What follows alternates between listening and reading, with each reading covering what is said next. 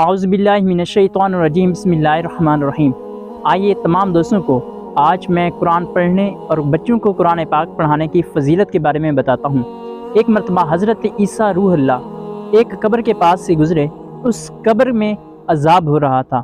تھوڑی دیر کے بعد حضرت عیسیٰ علیہ السلام دوبارہ اس قبر کے پاس سے گزرے تو دیکھا کہ اس قبر میں نور ہی نور ہے، اور آپ حیران ہوئے اور اللہ عز و جل کی بارگاہ میں سوال کیا کہ یا اللہ عز و جل، یہ کیا بھید ہے، کیا راز ہے کہ تھوڑی دیر پہلے اس قبر میں عذاب ہو رہا تھا اور اب تھوڑی دیر کے بعد اس قبر میں نور ہی نور ہے۔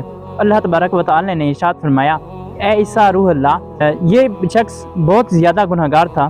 جب یہ شخص فوت ہوا تو اس کی بیوی امید سے تھی، یعنی حمل سے تھی، لیکن اب جب اس کا بچہ پیدا ہوا اور اس کی بیوی نے اس کے بچے کو مدرسے میں بھیجا، اور آج استاد صاحب نے اس کو یعنی اس کے بچے کو بسم اللہ شریف پڑھائی، مجھے حیا آئی کہ میں اس شخص کو زمین میں کیسے عذاب دوں کہ جس کا بچہ زمین پر میرا نام لے رہا ہے۔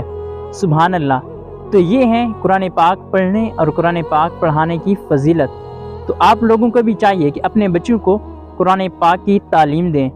صلو علی الحبیب صلی اللہ تعالی علی محمد صلی اللہ تعالی علیہ وآلہ وسلم۔